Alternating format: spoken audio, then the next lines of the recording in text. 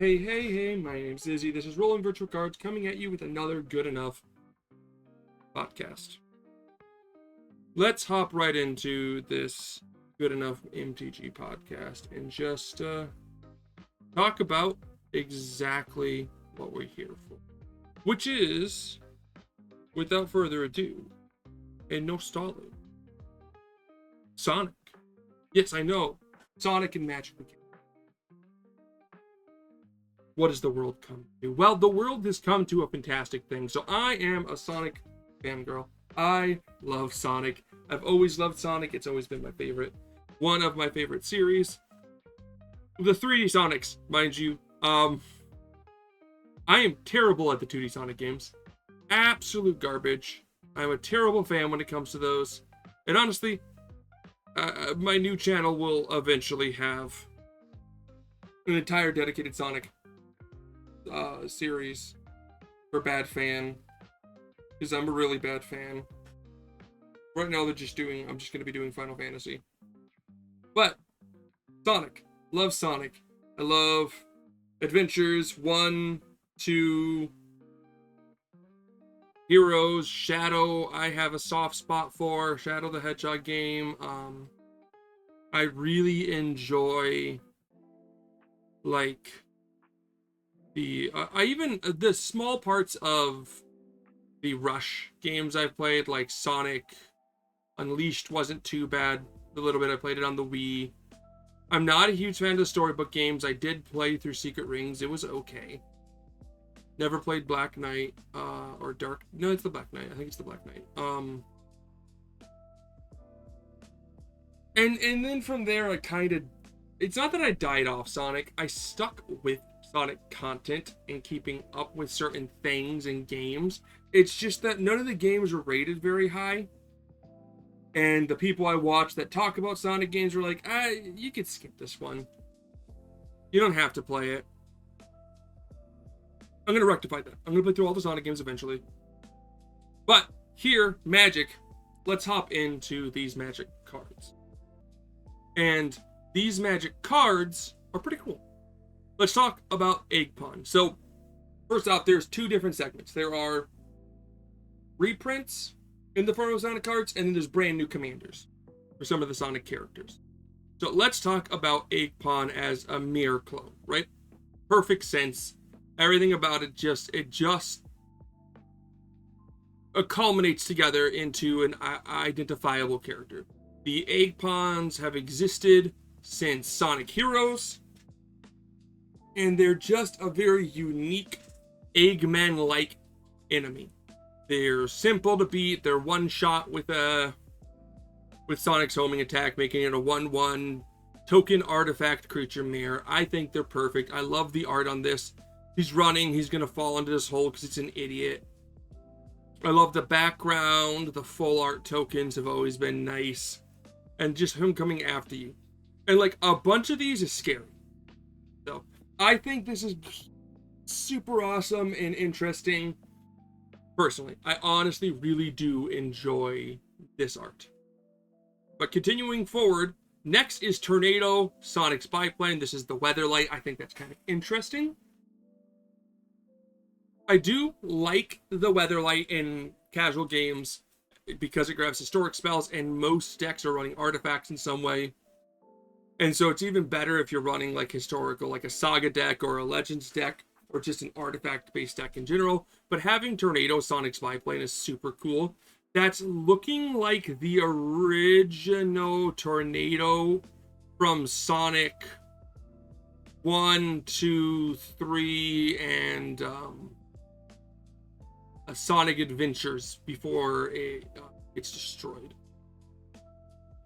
But yeah, Tornado Sonic Plane. If you know what the Weatherlight does, it's 4 generic, 4, 4, 5 legendary artifact vehicle with flying, and whenever a tornado deals combat damage to a player, you look at the top 5 cards of your library, you reveal a sword card from among them, put it into your hand, put the rest in the bottom of the library in a random order, crew 3.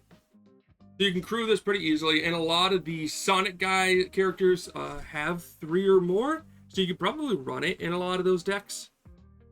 It also has flying, so it actually really works with Tails in general, which is really funny. We'll get to that when we get to Tails Commander.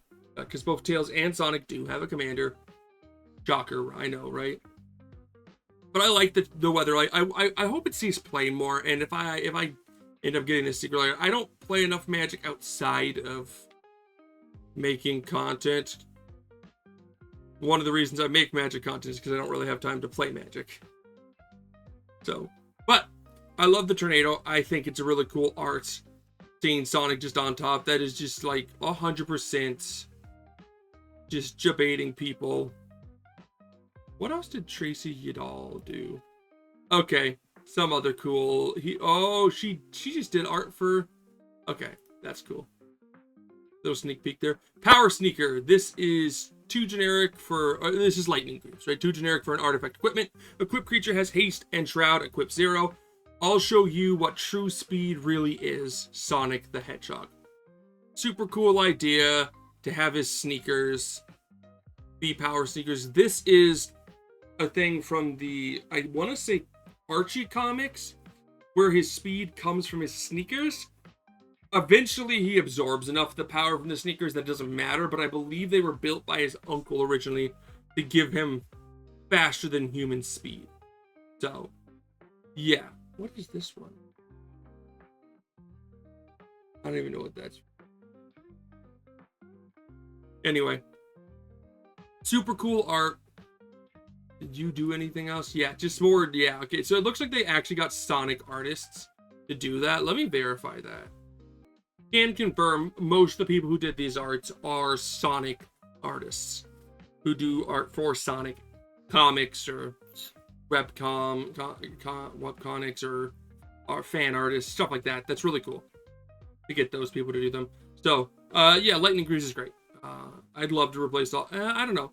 I think this is cool in Sonic individualistically, right? I think in Sonic by itself, this is a cool foot to put on there. Outside, I don't know how I feel about like just giving Heck a shroud. Maybe it's just because of how fast you are. But we'll continue on here. Pico Pico Hammer is Hammer of Nizan. Nizan. This is 4 generic for legendary artifact equipment. When Pico Pico Hammer or another equipment you control enters, you may attach the equipment to a target creature you control. Equipped creature gets +2/+0 and has indestructible. Equip 4. So you don't have to equip this, you just instantly put it on the field. Great card for any deck. And the reason why I say any deck is because it's a great way casually to just make your commander not be targeted. That's what really pushed this to the next level. Being able to just, or not target, giving it indestructible. There's my cat. Say hi, guys. Hey.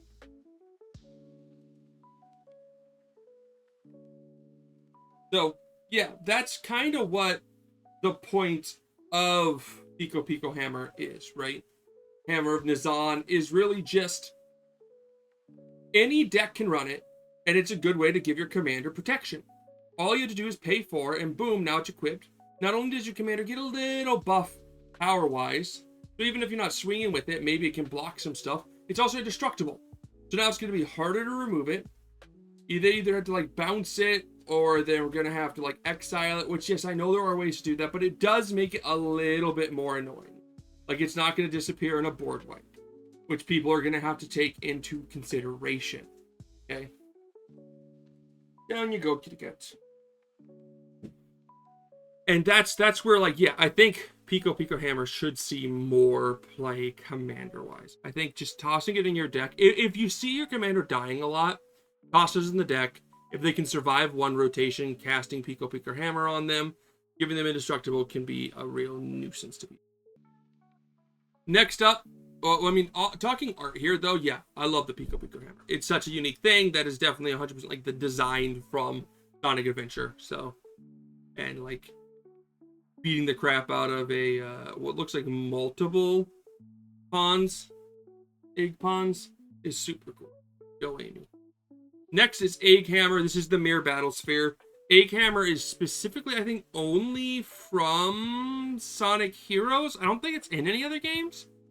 I don't think so. But it's the Mirror Battlefield. So 7 generic for a 4/7 mirror artifact creature mirror construct.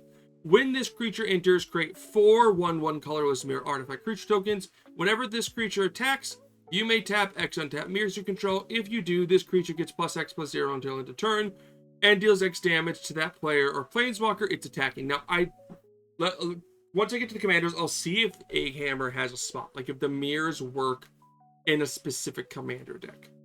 That there is. I don't remember. It might be Eggman that works with them. We'll double check. But anyway, if I had a fancy deck that was running Mirror Battlesphere, I would swap it out. Undoubtedly, I would totally do that. Because, like, being able to just play this guy and go, boom, here's my cool Egg Pawn. And just be like, yeah, Egghammer and Egg Pawn coming at you. Would be so much more interesting than having to deal with, like...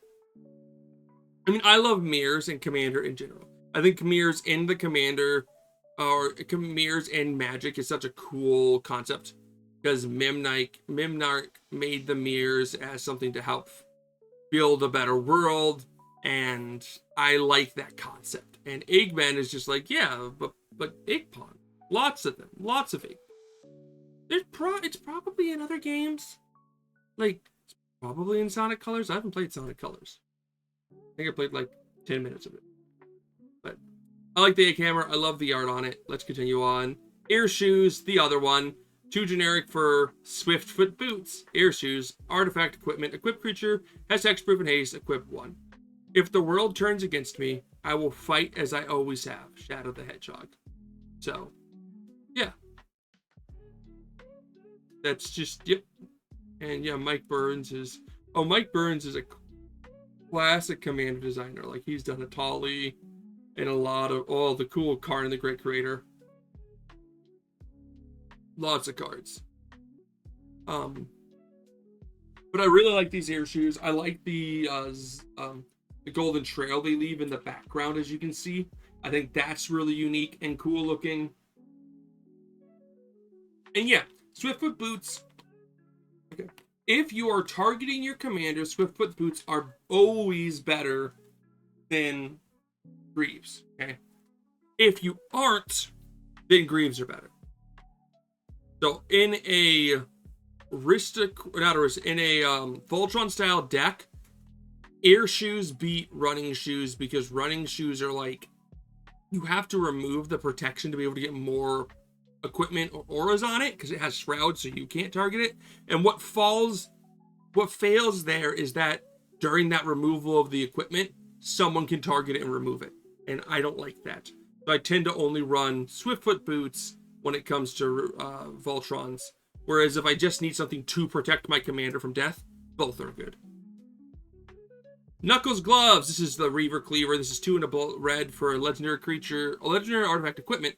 Equipped creature gets +1/+1 and has trample, and whenever this creature deals combat damage to a player or planeswalker, create that many treasure tokens. Equip 3. Time for a Knuckles sandwich. Knuckles that you could know. Yeah, this is great. I think this is fantastic. The artist did all of these cool arts for I don't even remember what it was, but I do remember them all being come out. Such a cool art. Honestly, I love the look of them.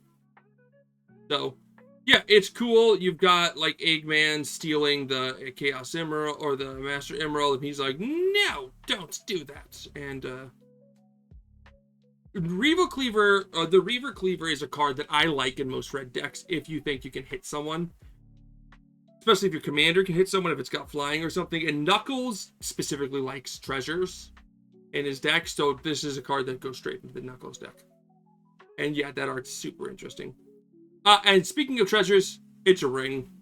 It's a ring. Treasure, token, artifact, treasure, tap, sacrifice this token, add 1 mana of any color. So Knuckles is trying to collect rings, and I think that's adorable. Absolutely adorable that he's just trying to capture these little rings and get enough of them to win the game. So I like the look. I don't know if I love the look. What else does John Thacker do? Okay, he's a classic artist. Did one of the best tokens ever with the goats, and he also made tails. I like the background. I think the photorealistic ring golden ring doesn't necessarily match with the rest of the background. maybe that's the point. I think that's what he was going for. I'm not a fan of that type of art where, am I? I like animated stuff with surrealism, not realistic style with animated stuff. When you add realistic stuff to it, it kind of throws me off. Especially in something like Sonic, right? Like in something like Pikmin, it makes sense. But in Sonic, it throws me off in the look. I still would like it. It's a ring. And I think that's kind of cool. But not my favorite art, but still good. Yeah, I gotta scroll for a bit. There's a lot of treasures. There we go. Soul Ring is super cool though. Soul Ring being one generic. They're not even giving you a different name. This is just Soul Ring, one generic for an artifact. Tap, add 2 colorless, and adventure's no fun if it's easy. Sonic the Hedgehog. And adventure's no fun if it's easy. And yeah, this card, straight hype. That's another cool one, but how many good Soul Rings nowadays? Final Fantasy did great too. But here's the thing. This looks to be Sonic jumping through one of those hoops that lets him do tricks. As far as I can tell, and I enjoy that. I like that. I think it's cool. And yeah, I'm such a Sonic fanboy. If I could, I'd put this in like almost all. I love it. It's such a cool card. It's Soul Ring. It's Commander. As you can see, it's restricted in Vintage, banned in Legacy and Oathbreaker, not legal in everything else, and then Commander's legal. So I really enjoy it, honestly. Next up is, okay, now it looks like we might be getting to the actual Commander. So those are the regular ones. A lot of the cards can be ran. Some of them look like they need to be in specific Commanders. So we'll get into that right now. Okay. First up is Knuckles Windfall. Oh, Unexpected Windfall. Nope, this isn't the Commanders yet. Okay. I got that wrong. It looked like Knuckles. This would be a cool art for Knuckles, but Unexpected Windfall is 2 and 2 red for an instant. As an additional cost to cast a spell, discard a card, draw 2 cards, and create 2 treasure tokens. Again, this is just good in the Knuckles deck. Again, this is another. So they have a few cards that are replacements and a few that are just like, no, we're just going to name them the same thing. It makes sense, right? Unexpected Windfall, like the winds are changing, and Knuckles is going, okay, what do I do here? Well, let's get rid of something I've got, go for more stuff I need, and try to find some treasures along the way. So, I love the art. You got the Chow flying around, and then you've got the little, are they called birdies? Birdos? No, I think they're birdies. That are down here, that are just get kidnapped and put into egg bots. So, and then the Master Emerald in the background, super cool with the sunset. Deadly Dispute, such a cool card. Okay, I'm not a fan. Oh, sorry, he's got stuff. As far back as I can remember, I've been living here on this dark island, always guarding the Master from anything that can harm it. Knuckles the Echidna. That is a quote from Sonic Adventure 1. When you choose Knuckles, you end up... When you choose Knuckles, that's the opening story. He's all somber about it too. He's like, as far back as I can remember, I've been living here on this dark island, always guarding the Master Emerald with anything, or from anything that can harm it. You know, they really made him more and more black as the series progressed. And I respect it. Idris Elba does a great job in the live actions. And Sonic 1 was interesting. Sonic 2, they were just like, let's just add more and more stuff to Knuckles. And he looks ridiculous at the end of it. I'm here for it, though. I'm here for it. Bring back the Pimp Knuckles.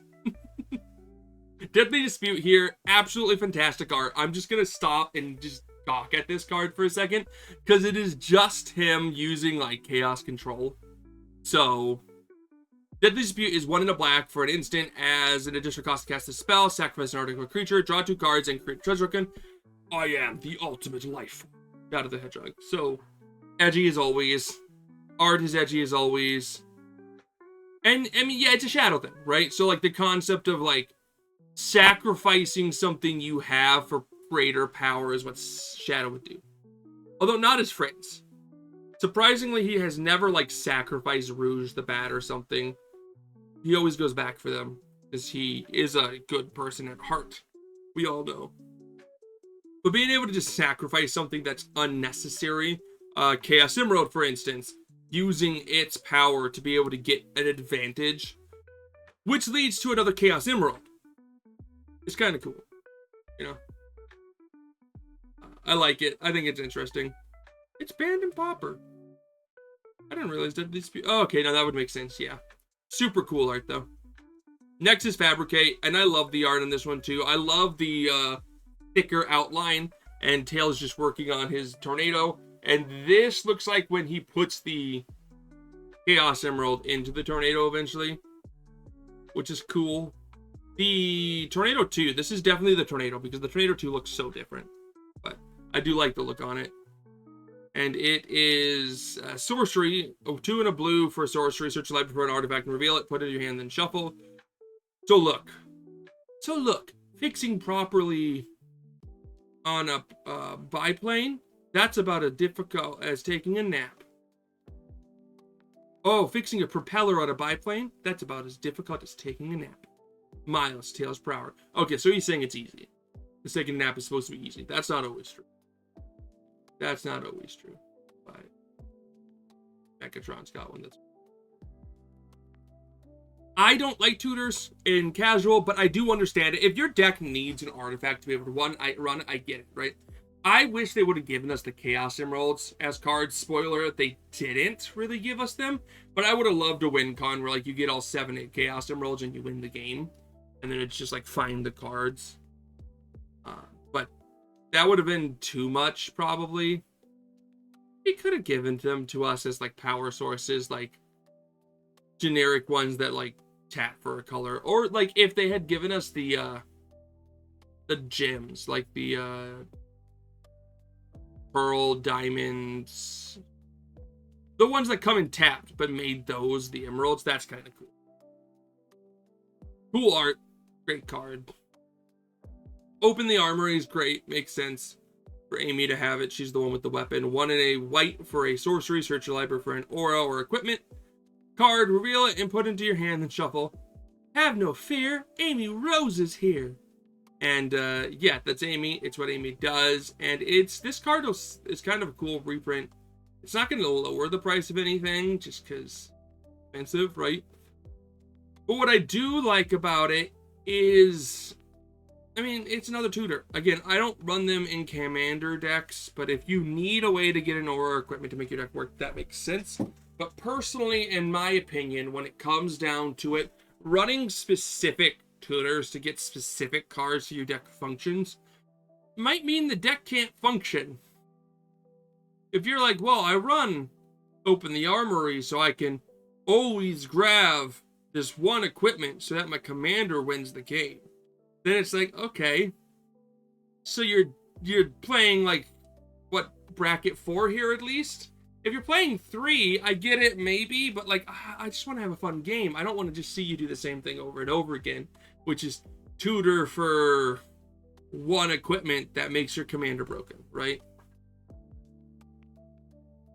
But if it's one equipment that your commander needs to function, maybe, only maybe. Generous Gift is 2 and a white for an instant destroy target permanent. Its controller creates a 3/3 green elephant creature token. Do I need a reason to want to help out a friend? Sonic the Hedgehog. Well, do I? No. No, you don't. And it's a Generous Gift. This is him hitting the capsule and freeing all the little animals, including this cool elephant. And it's an elephant specifically because you give them a 3/3 elephant. It's a Generous Gift. You are blowing something up they control, which makes sense because you're popping their artifact there and freeing the elephant inside. I think that's such a cool... That is such a cool idea. I'm not even going to joke. I love that idea. I love the little feeling I get there. Oh, man. That is this year. This is just finishing a level. A Generous Gift. I love that. And it's a great white card if you're looking for a way to just pop anything. Now we're into the commanders. Okay, since we're at about the halfway point of the card, since we're getting to the commanders, I will pause to just ask you to subscribe if you've made it this far. Obviously, you like the podcast, you enjoy my takes on cards. The ADHD nature of my inability to stay focused is apparent, and you haven't left. So go ahead and subscribe. You'll get more content. I post like 4 times a week, more Magic stuff. I'm gonna be making more other content on other channels, and I stream twice a day on this channel and on Twitch. Same exact username, Rolling Virtual Cards. I am playing through Expedition 33 right now. That being said, I am trying to get a lot of the grinding done because I'm in Act 3. Spoilers. It opens. Spoilers. 3, 2, 1. If you haven't played it, go play it. But in Act 3 or Act 3, Part 3, the world opens up and it's kind of like, what do you do? Well, you need to basically get to like around levels 70 to 75 to be able to beat the final boss. So you go do side quests, and I'm kind of following a guide to do that. And I figured I'd just grind off screen and then go finish it. If I can do the finishing the grinding here, that'd be cool. On my other channel, though, I will be doing Final Fantasy stuff, like I said earlier at the beginning of this thing. I love Final Fantasy, but I've never really played the game, so I have played through 1 and 2 so far. I did the GBA, Dawn of Souls. I also played the little side game on 2, and now I'm playing through 3. And so far, I like them all. So let's hop back into Magic. Sonic the Hedgehog is a blue, a red, and a white for 2/4 Hedgehog Warrior with haste. Gotta go fast. Whenever Sonic the Hedgehog attacks, put a 1/1 counter on each creature you control with flash or haste. Whenever a creature you control with flash or haste is dealt damage, create a tapped treasure token. Okay. You will be seeing this deck. I'll go more in depth on this deck. I think Friday this week. I'll be posting my Sonic the Hedgehog deck because I love it. I love everything about it. I love Sonic, and what this is doing is cool. So Jeskai is a really fun color. Okay. A 2/4 isn't bad. It doesn't die to lightning bolt, and I always, even in Commander, I'm just like, if it doesn't die to lightning bolt, that's kind of cool. Okay. Haste is fun. It can attack right away, and it does something. When Sonic the Hedgehog attacks, you put a 1/1 counter on each creature you control with flash or haste. This is each creature. This includes Sonic. So Sonic becomes a 3/5 all of a sudden every time it attacks. It gets a 1/1 counter, right? You're not in green. You only have like 1 card in white that doubles counters, so that's okay to run. But the good big part here is whenever a creature you control with flash or haste is dealt damage, create a tapped treasure token. Okay. So the idea here is that people don't block your hasty boys, because if they do, you get a treasure token, okay? And if someone attacks you, you can flash in a creature to block and get a treasure token, okay?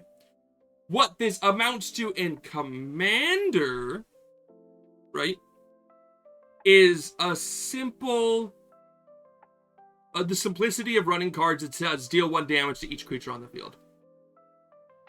If you deal 1 damage to 5 creatures you control with haste, well, look at that. You just got 5 treasure tokens for like a 2 or 3 drop card. That's what you're doing. You're doing that, clearing out fields, making a lot of treasures, and then running with Sonic. And the thing is if you attack with Sonic once and then do the wipe, all your creatures will have that +1/+1 counter, so none of them will die unless they have like 0 toughness. Most of them won't. Most of them, because they'll have haste or flash. So, and that's what's cool. There's enough haste and flash cards in these colors to really make that work. And it's kind of really an interesting idea in the long run. So I love this guy as a commander. I like that little like blurb you can do where you could run Anger of the Gods and just kind of like deal more damage. I'm doing the 1 damage right now just so that you don't do too much damage to your creatures, that you lose them. But if you're noticing that like your creatures are like 4 or higher toughness, you can really do like Anger of the Gods and start killing off your opponent's creatures left and right, and that'll be useful. So I think it's a great card. It's not CDH level. I don't even think it gets to 4. I think it's like a solid 3 bracket card. Next up is Shadow the Hedgehog. Opposite of him, Shadow the Hedgehog is 2 black and 2 red for a legendary, or for a 4/2 legendary creature, Hedgehog Mercenary with haste. When Shadow the Hedgehog or another creature you control with flash or haste dies, draw a card, cast control. Each spell you cast has split second if mana from an artifact was spent to cast it. Yeah, so what Shadow the Hedgehog does here is simply Rakdos, right? It gives you this nice 4/2 that can attack, right? So instead of a 2/4, it's a 4/2. It's the opposite of Sonic, right? It actually ties to Sonic. They both beat each other if they both attacked and one defended, which is kind of funny. It's not defensive at all. It's very offensive, and the goal here is just use your stuff, right? Here's my flashy and haste creatures. I'm going to sacrifice them to draw cards, okay? And that includes him, which is cool. You can just keep sacrificing him. So if you have a way to loop that, you could just win the game by drawing your deck out. Chaos Control being super interesting, right? That's a part that makes everyone go, oh, maybe CDH, right?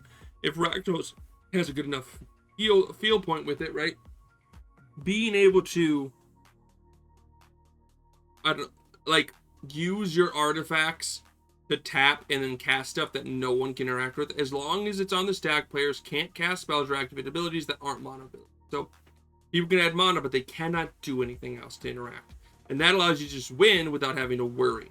Now, the issue is you also have to be careful because each spell you cast with mana from artifact was spent to cast. Each spell has split second, so you don't get a choice. They just do, right? And what that means is if you're going for a win con like Thassa's Oracle, if you cast Thassa's Oracle with an artifact mana, Shadow will say, split second. You cannot interact with the card. But the ETB is, I believe, what you're interacting with, so that's fine. Because then you can use another artifact to make it split second to cast another card and no one can interact with them. Making it a lot harder to stop that. Now, I think Shadow the Hedgehog might work out better in the 99 in some decks as like a card to go grab and be like, cool, here's Shadow, let's get it on the field. Now, if I go for a win, I have that protection in my deck. I'm preventing you from stopping, right? I don't know if it wins you the game well enough. But if you can find enough flash or haste cards that are good, I think this card really hits the mark for 3. I think it's just like Sonic level strength. Instead of treasures, though, you're drawing cards. So you're getting some more card advantage, which is more aggressive than treasures. Treasures are like, okay, if I draw into something good, I can win. Whereas treasures are like, oh, no. I'm just going to win, right? Like, that's the difference here. And I don't know how I feel about that, but I do feel like that's the dichotomy of Sonic and Shadow, right? The red is passion. They're both very passion, but the black is ruthlessness versus the blue and white, which is like cool collectiveness, right? I've got a cat on me now, guys, and you still can't see it, which is annoying as heck. Let's lower this down. There, now you can at least see its head. Here's my kitty cat. See? I'm gonna set it down. It's big. It's a big kitty cat. So, it's kind of a chonkers now. So, but I think it's good. I like it. I'm definitely going to do a build of this. You're going to see deck builds for each of these coming up in the next weeks because I like each one of them. Next is Miles Tails per Hour. For the people who don't know, yeah, his name is a pun. It's Miles per Hour. Miles per hour. But he just goes by Tails because he's got 2 tails. This is 1 and a white and a blue for a 3/1 Fox Artificer. Flash, flying, whenever a vehicle you control enters, draw a card. If it has flying. Otherwise, put a flying counter on it. Okay. So this is all about vehicles. Okay. Is it good? There are roughly, I think I saw like 40-ish vehicles with flying on it, and that's where this card lands perfectly. That's where you're gonna get this.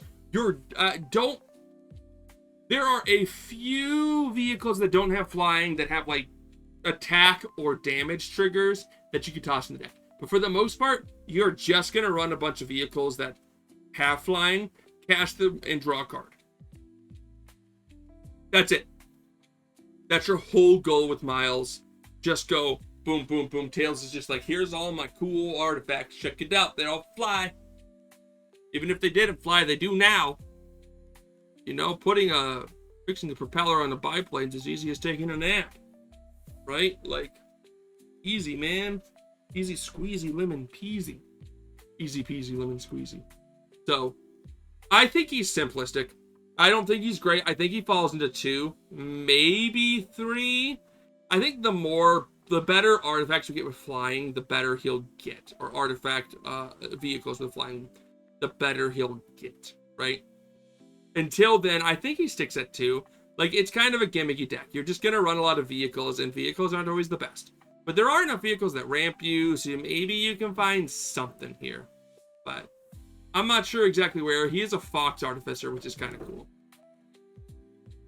So, I like him. I think he's interesting. I highly suggest putting him in Sonic's deck because he's got Flash and they're buddies. Not that he does anything for... Well, he's got flying, so he'll get buffed and be able to hit people. Being a 3-1 means he can beat up Shadow, by the way. He'll lose 2.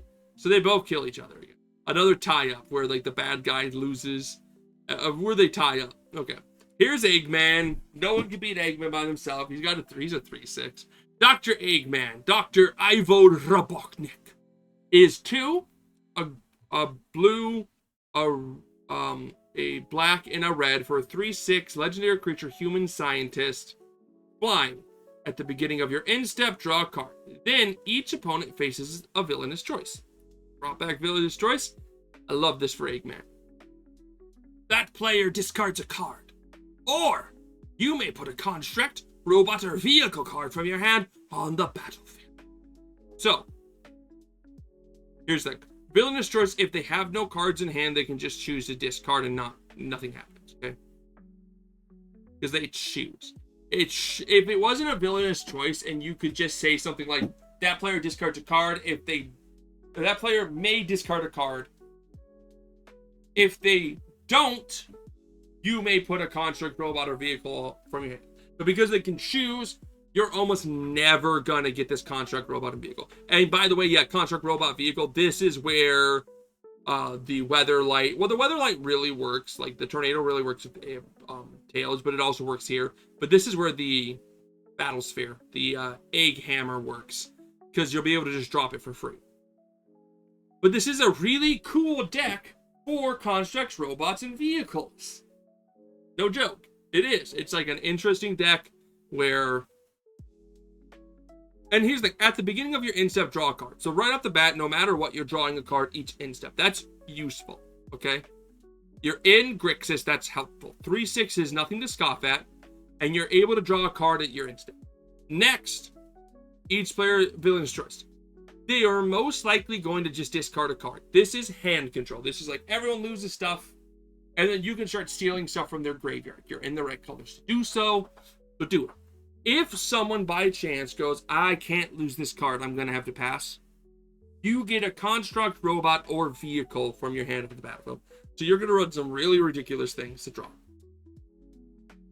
which would be really cool. So your deck is mainly gonna focus on stealing stuff. You don't need discard cards because your commander does that, right?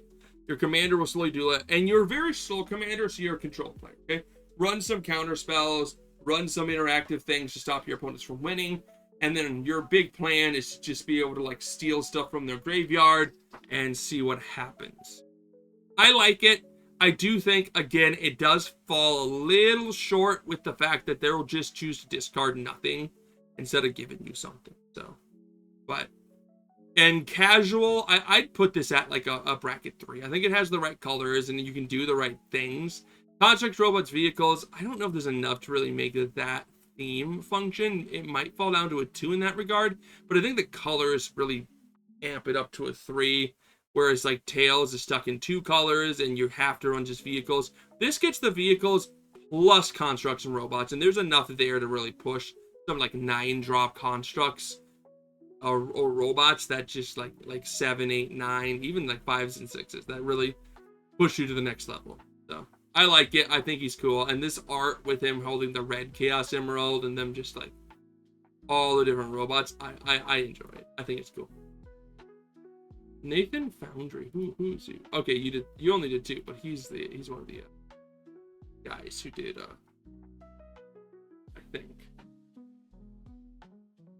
Yeah, okay. You did the Sonic Wiki stuff, so that's cool. So next up is Amy Rose. This is your classic Boros equipment deck. So Amy Rose is a 2, a red, and a white for a 3/3 legendary creature hedgehog warrior with haste. Whenever Amy Rose attacks, each attach up to 1 target equipment to her. Then up to 1 other target attacking creature gets +X/+0 until end of turn, where X is Amy Rose's power. So here's how Amy Rose functions. And yeah, out of all the cards, you can see all the Chaos Emeralds, all 7, which is cool. She's got the yellow. The idea here is that Amy comes out, it attacks, boom, here's an equipment without even thinking about it. Put the hammer on her, she's all of a sudden a 13/13, and then up to 1 other target attacking creature gets +X/0 until end of turn, where X is Amy Rose's power. So another target creature all of a sudden gets like +10 or +13, right? So you can start dealing damage with them on someone else. Very easy ways. I think it's a very strong Voltron commander, which instantly puts it at 3. I think strong Voltron commanders go to 3. Strong Voltron commanders with protection on themselves go to 4. But this is stuck at 3 because it doesn't have the protection itself. It can get it. You could just choose to equip an indestructible or a hexproof card onto Amy Rose if needed. But honestly, your best bet is to like have something ready to put on it and just have a big, beefy equipment ready for her. So I like her. I think she's fun. Even if she's popped, as by the way, the cool thing is even if she is popped and put it back to command zone, getting her back out for 6, automatically equipping your best equipment, and then just swinging is also great. So, great Voltron commander. Next up is Knuckles the Echidna. This is the deck I'm building for my wife, just to let everyone know she loves Knuckles. Her and Amy, or him and Amy, but Knuckles the Echidna, great art. I can see where some people might not love the art. It's... what else? Okay, you're a classic commander deck maker. It's a little avant-garde, like the style, but it's an action piece, so I don't mind it. I kind of like the look of him trying to grab the piece. The piece of the Master Emerald, the shard of the Master Emerald. Sliver. So Knuckles the Echidna. Oh, did I go over the art on? Yeah. Her art's great. It's taking out another robot in the background using, I don't even know if she's using the power of that. I think she just stole it from him, which is kind of funny. But 2 and 2 red for a 2/4 Echidna warrior, double strike, trample, haste. Whenever 1 or more creatures you control deal combat damage to a player, create a treasure token, Treasure Hunter. At the beginning of your upkeep, if you control 30 or more artifacts, you win the game. So Knuckles the Echidna is actually kind of interesting. CEDH wise, you're just gonna, you might see it as like a 4-drop in whatchamacallit, I forget her name. 1 second. You might see him in Magda just as a way to get treasures. And a secondary way to maybe win. But as a commander itself, I love this. So whenever 1 or more creatures, so double strike, trample, and haste, right? This means it's going to hit twice, deal 4 damage, and it has that trample. So as a 2/4, even if it's like blocked by stuff, it might get some more hits in. And that haste allows you to attack right away. Whenever 1 or more creatures you control deal combat damage to a player, create a treasure token, right? So 1 or more creatures deal damage to a player, create a treasure. So that's 3 treasures per, and double strike is a secondary trigger. So what it looks at is, oh, all 3 were hit, and then Knuckles hits a second time, another person's hit, that's another treasure. So you can get up to, with just Knuckles and 2 other creatures, 4 treasures. 4 treasure rotation, right? Treasure Hunter says at the beginning of your upkeep, if you have control 30 or more artifacts, you win the game. What this is saying is, you're just going to run artifact creatures. Cheap artifact creatures. And equipments. To equip Knuckles, because equipments are artifacts, and that's going to count towards his 30. And double strike stuff to put on the creatures so that they can make more treasures. And stuff like Knuckles gloves, which was a reprint in this secret lair, that gives him the whenever a creature deals damage, create that many treasure tokens. So if he deals 2, and then 2, that's 4 treasure tokens. Plus the 4 already, and you see where this starts to snowball. If you can get him stronger, maybe more there. But you really want to just kind of, like, even extra combat steps can really help you there. And here's the piece de resistance. Running a extra turn spell where you lose the game at, there's two of them, I think, two major ones, maybe, I think there's three. There's three major ones that you can play that are like 2 red that say take an extra turn. You lose the game at the beginning of, or at the end of this turn, of that extra turn. It's great in this deck because you just cast it when you have 30 more artifacts, and then the beginning of your upkeep happens, and boom, 30 artifacts, you win the game. So you want to run those, and you just want to flood the field with artifacts, try to get to that 30. I think he's such a fun commander. I could see him being a 4 because he has a way to win, and he's in red, so those extra turn spells are cheap. I could even see someone going for it in like a CDH pod where they're like, yeah, I mean, I know the win con. The win con is get 20 artifacts out. That's not hard to do. And then on top of that, the next part is just do this cool thing where I just take an extra turn and win the game. I don't have to make a full rotation, guys. I just have to make an extra turn. So I'd like to try a CDH version of this deck out, but I don't know where it would land. I enjoy him. I think he's fun. And I think that's all of them. One last card, Super State. 7 color or 7 generic for a legendary enchantment aura. Enchant creature you control. Enchant creature has base power and toughness 9/9 and has flying, first strike, trample, and haste. Already really good. When enchanted creature deals combat damage to your opponent, it deals that much damage to each other opponent. This is really good in like a Voltron deck. You put it onto something that's like, oh, your commander that's a 2-drop that's normally like a 2/2, but it has like some upside and you're playing a Voltron with it, right? Super State says actually starts as a 9/9 plus all the bonuses it's getting, right? So that's fantastic. Then on top of that, you're giving it flying, first strike, trample, and haste, right? So even if like someone pops it and you get it out later, if you have the mana, you can just go, boom, here's the 7. Let's attack with it right now. They're like, you can't hit us with it. Oh, now you can, right? Flying gives it evasion. First strike is kind of over the top in this case. And trample's not bad either, but like I like trample with flying because then like the 1/1 flyers can't just block it.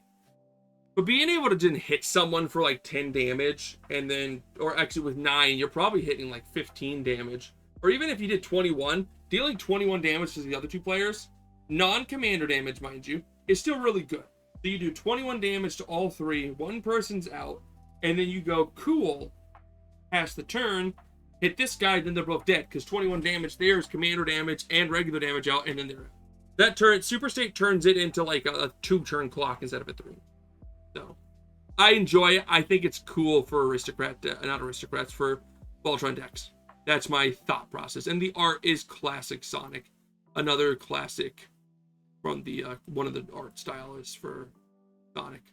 So where does everything land in the end? Well, I think in the end, the Sonic cards are fun. I think they're worth playing. I think they're probably some of my favorite cards to be shown off in general. Lately in like Secret Layers. That's just because I'm a fan of Sonic. Here's my kitty again. Down you go. He likes to try to bother me. Bother me is the wrong word. I think they do their job. I think the art's great. I love the Sonic characters. I think they fit the world in some way, shape, or form. And I think the art really represents a lot of different like commanders or like magic cards. That all being said, is there any news going on in Magic? Let's talk about that. I think for my modern friends, because I do have some buddies out there that play modern, this is showing the cards from Final Fantasy that finally made it into modern, that have been played, that were seen. Let's talk about them because I think it's kind of cool seeing what cards finally made it into modern. And let's first, why do I think it's cool looking at modern? Okay, as a commander player, a CDH player, a modern player, those are the formats I play. Okay, I love Pauper. I just don't have people to play it with. I still like designing decks for it though. Standard is almost always resigned to weird local stores where like they push standard and online, or not online, but like arena. And that's fine. I just don't play arena. Maybe I should get into it. I don't know. Let me know down below if you'd watch me stream arena. I would, if you guys want that. But on top of that, you really do get Pioneer being next. And the thing about Pioneer is I like Pioneer, but if a card is good in Modern and is legal in Pioneer, it'll probably be good in Pioneer.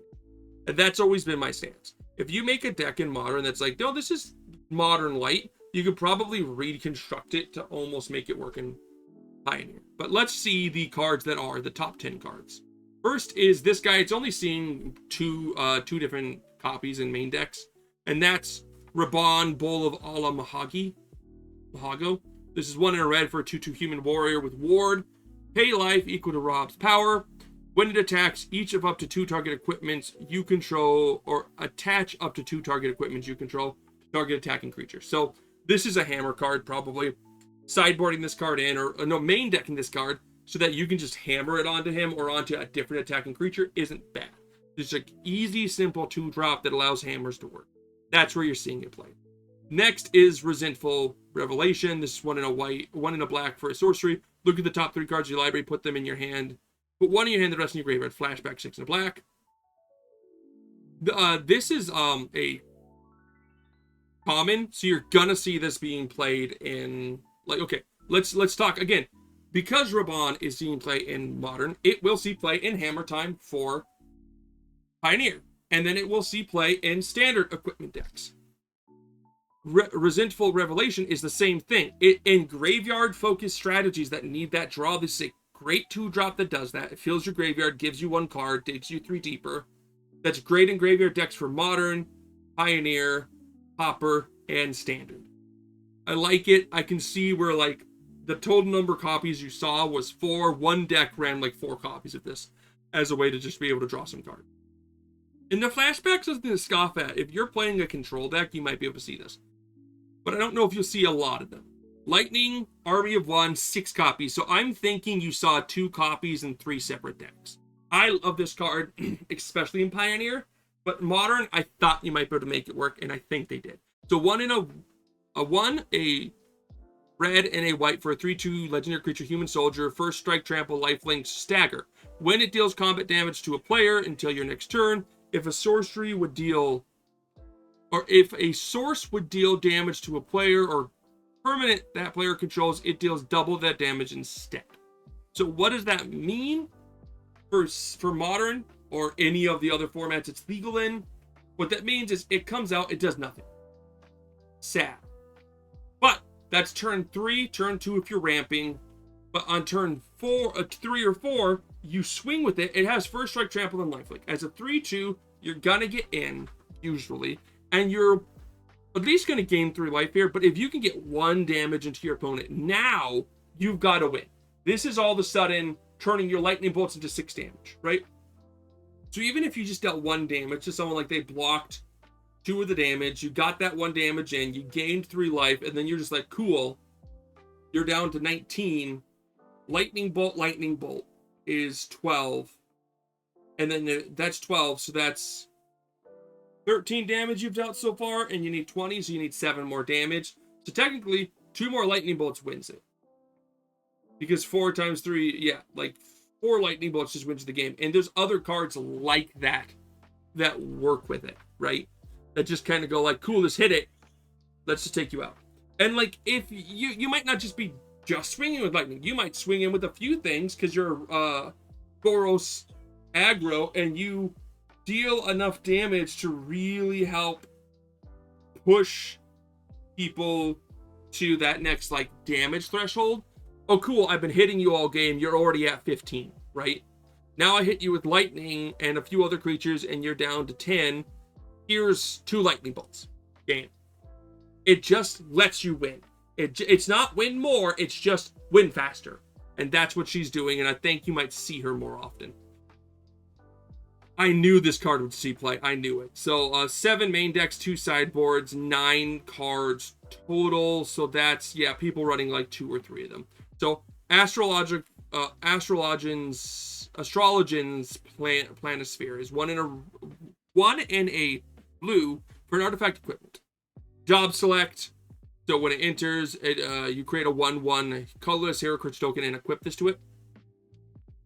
An equipped creature is a wizard in addition to its other types and has whenever you cast non-creature spell and whenever you draw your 3rd card each turn, put a 1/1 counter on this creature. Daima equipped 2. So you can just equip to something else for 2. But this card gets really big really fast. This is just like you're casting your non-creature deck, either control or what's the other one?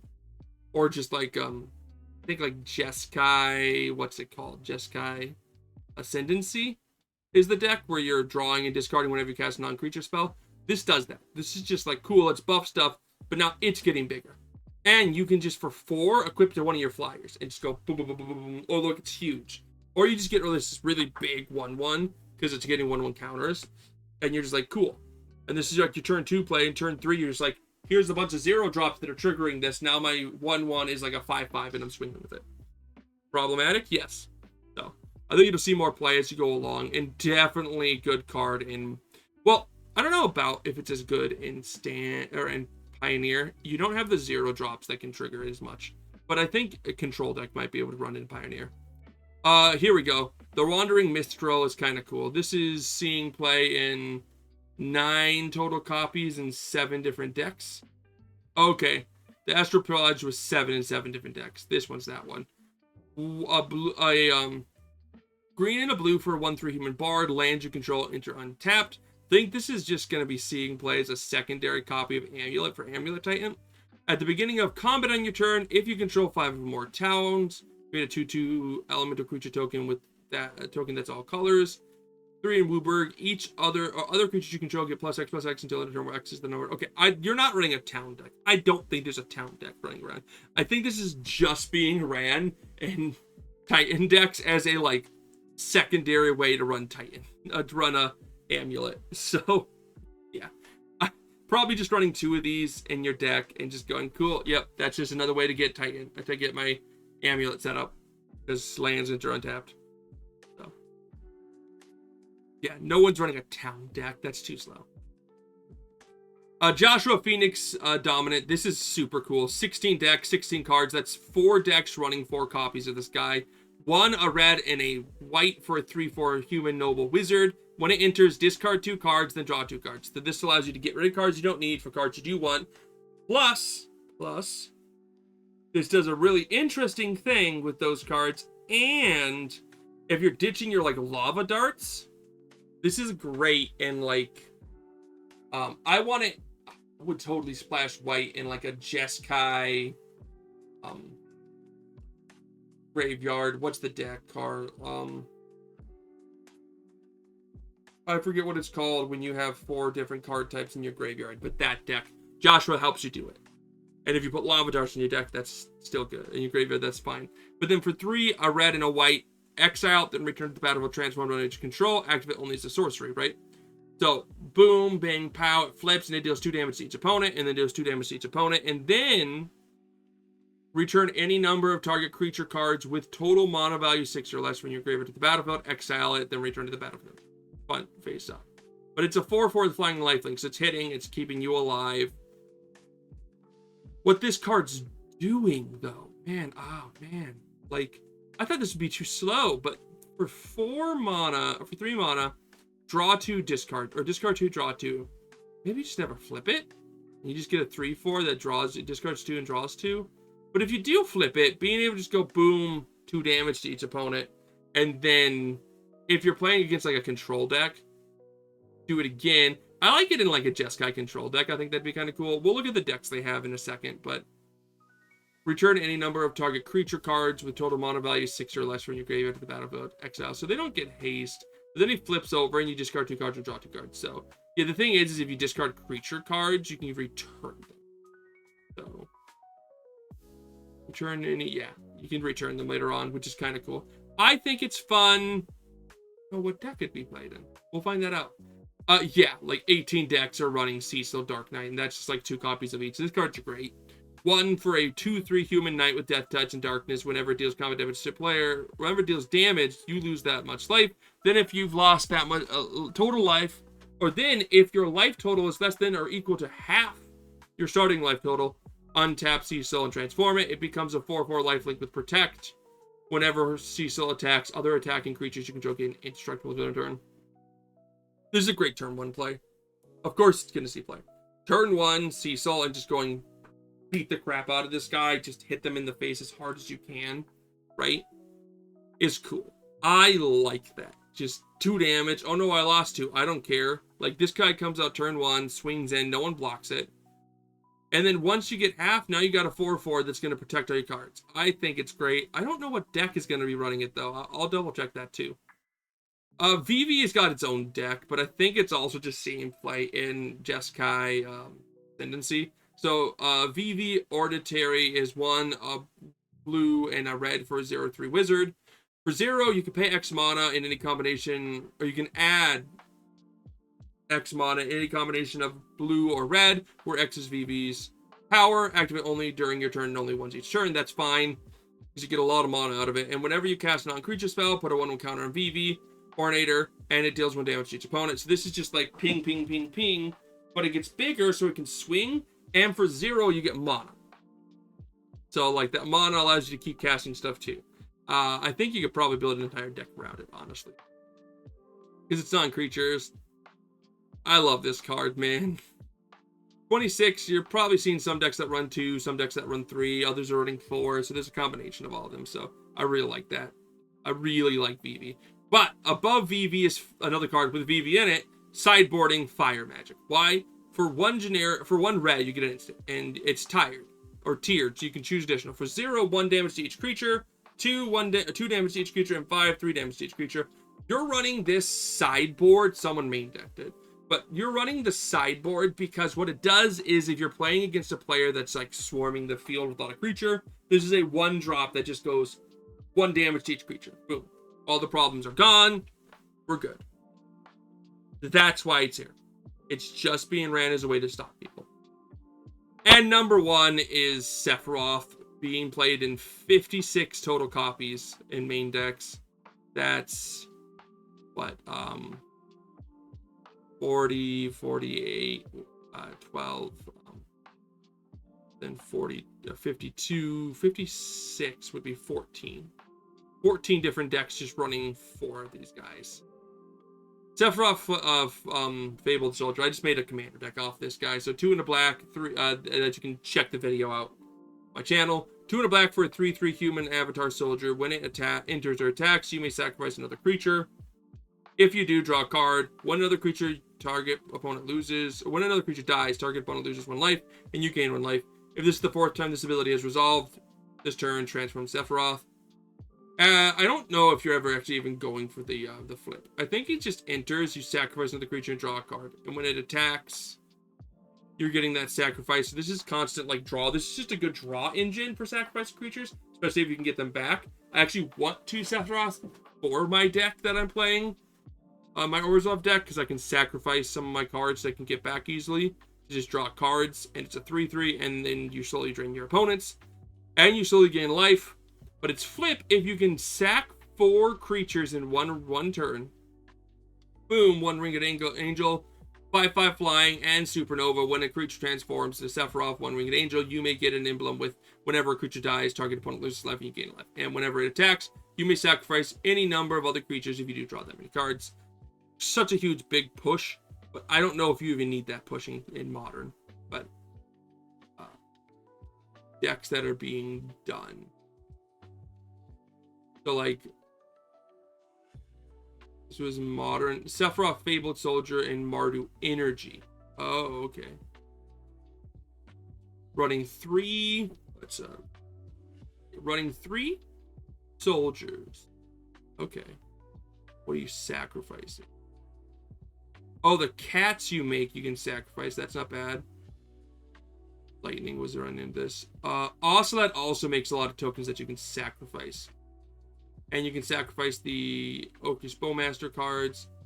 You technically sacrifice Phage if you really wanted to. Yeah. Oh, sacrifice the mobilized creatures, and they die. Now that's cool.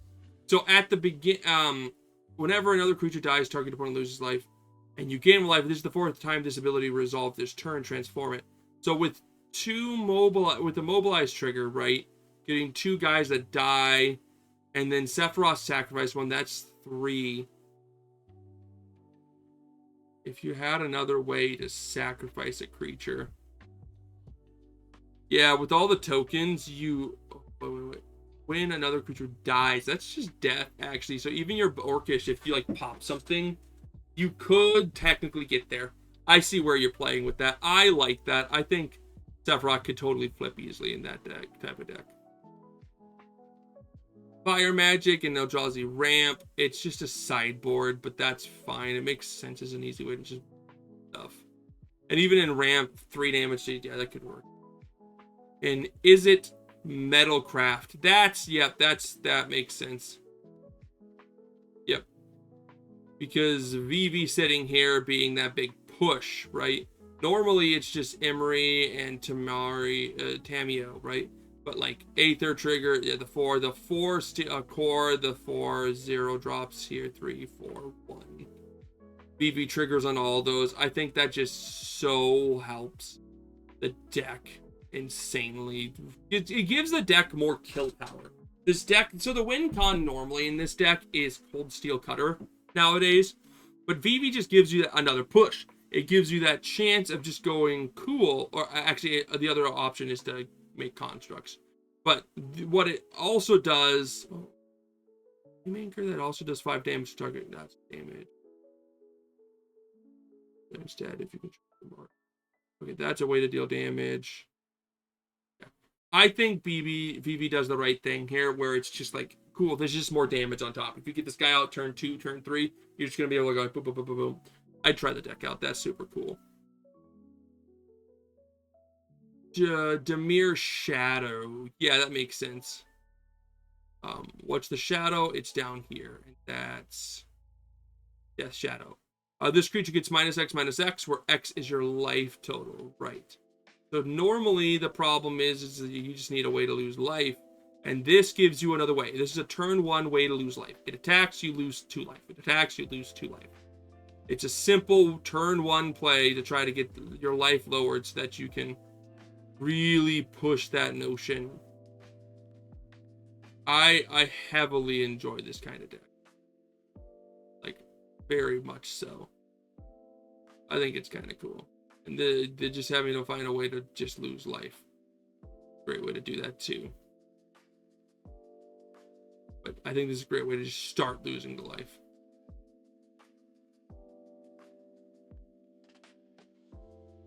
Boros Energy, again, with 2 Joshuas running Boros Energy. Okay. Okay. Because that would... oh, it fuels Phage. Because exile 5 other cards from your graveyard. This just allows you to hit the field, ditch 2 cards. So you can get Phage out faster. Right. That's fair.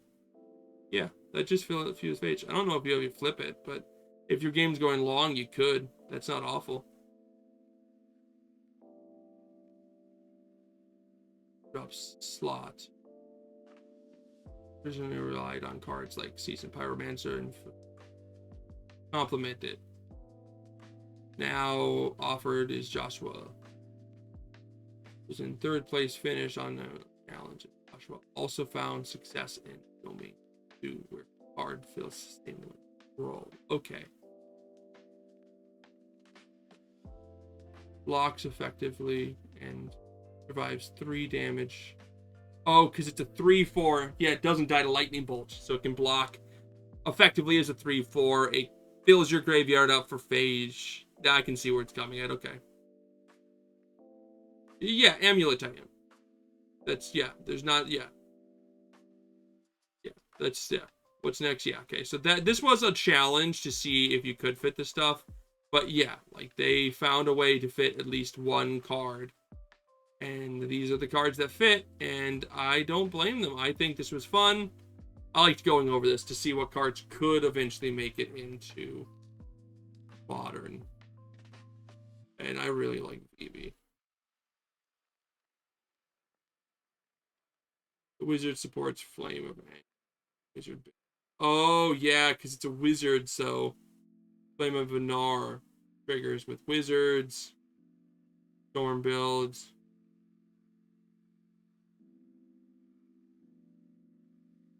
The Vivi and followed up with a Mox Opal, Mox Amble, and Mishra's Bauble. This yields an enormous creature along with an immediate mana surge. It's easy to win from there. Yeah, because that's 3 damage. That makes you a 3/6. And all of a sudden you're yeah, I like him. I like Vivi. I want to get some. I think it'd be fun. But yeah, I think I'll end it there. On that, I didn't see any other like big Magic stuff going on. But I think it's cool. I enjoy Magic. I enjoyed the Sonic cards, and I really like seeing what's happening in Modern. I think you can really use some knowledge from what is good in Modern to see what could be good in Commander. Just remember, there's 3 players instead of 1. The 3 opponents instead of 1. So, that being said, I hope you all enjoyed the video. Don't forget to subscribe. Peace.